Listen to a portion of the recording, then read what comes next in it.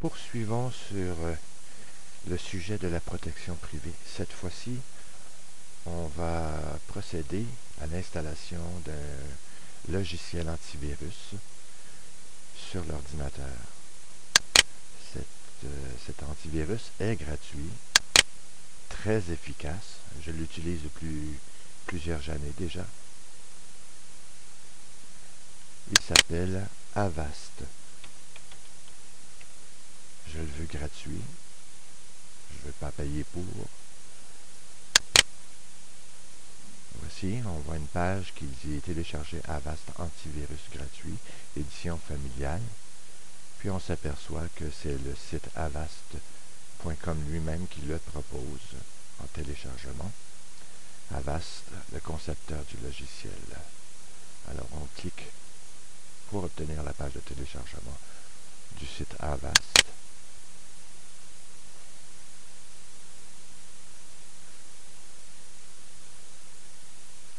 On spécifie bien que l'édition familiale est maintenant gratuite pour les particuliers. Alors moi je suis un particulier, je suis intéressé par un antivirus. Je sais aussi qu'après mon téléchargement, j'en aurai que pour 60 jours d'utilisation. Si je ne retourne pas sur le site pour enregistrer gratuitement mon nouveau logiciel antivirus. Alors je préfère, on a le choix, soit le télécharger tout de suite et retourner ici, ou s'enregistrer tout de suite et retourner télécharger. Mais je vais choisir la première façon.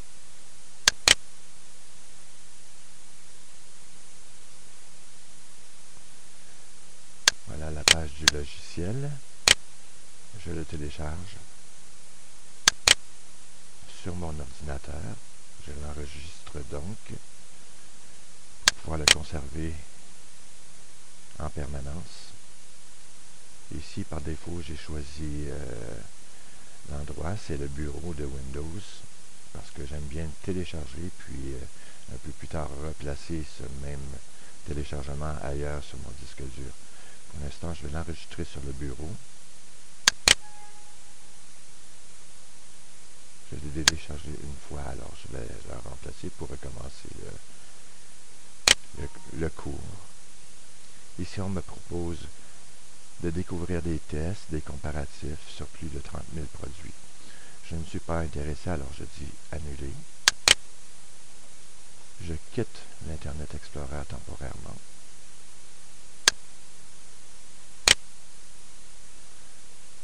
Et voilà le téléchargement ici.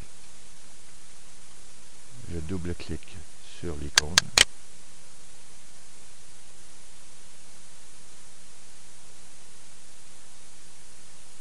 Puisque j'ai déjà installé moi-même Avast antivirus, il me propose de seulement changer les composants installés, le désinstaller complètement, ou faire une mise à jour, ou encore le réparer. Alors moi je vais dire changer. Suivant. Il nous propose tout ça ici. C'est tout ce qui va installer pour assurer la protection de notre ordinateur. Naturellement, par défaut, il a déjà reconnu que l'ordinateur était réglé sur une langue francophone. Alors, ce sera la langue du logiciel une fois installé.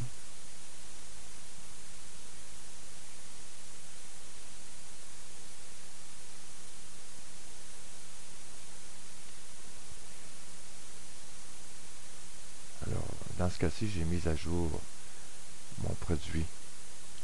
Mais vous devrez faire l'installation complète en acceptant bien sûr la licence. Puis une fois installé, vous allez devoir redémarrer l'ordinateur pour que Avast soit actif en permanence. Puis on retourne sur la page de téléchargement. On va vers la page précédente sur laquelle nous nous trouvions.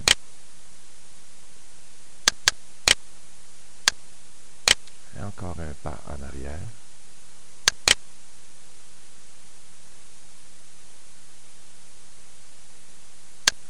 Parce que l'idée, c'est de se rendre là, sur la bonne page, là où on peut s'enregistrer. Voilà, c'est fait. On clique ici sur le lien « Enregistrer ».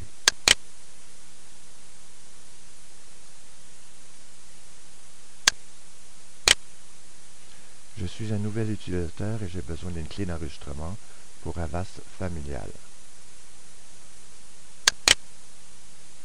Alors je donne mon courriel.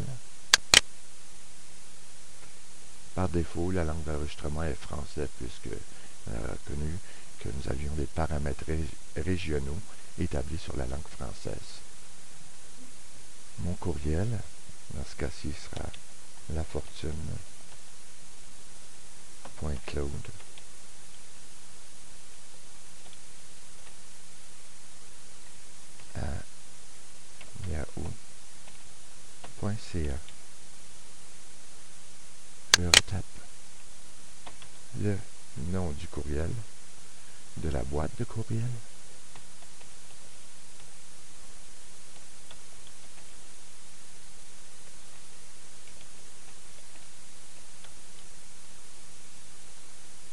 Je me donne un nom.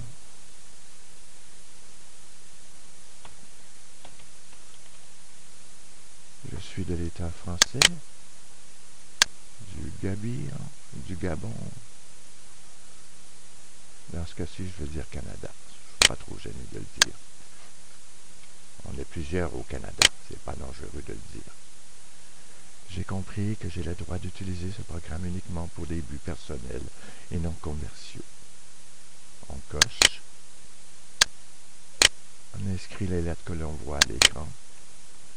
V, E, U, et on enregistre.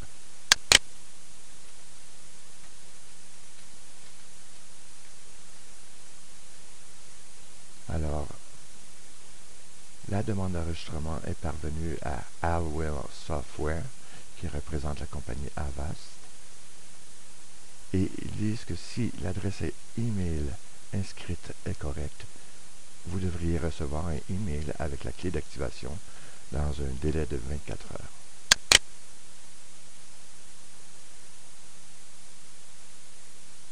Alors, pour vérifier, il suffira de nous présenter sur le site de Yahoo Québec, d'ouvrir notre boîte de courriel et de suivre les instructions. Une fois ça fait, l'antivirus est installé pour une période d'1 année sur votre ordinateur. Remarquez que cet antivirus se met à jour 2 fois par jour, ce qui n'est pas peu. Alors, c'est à une prochaine.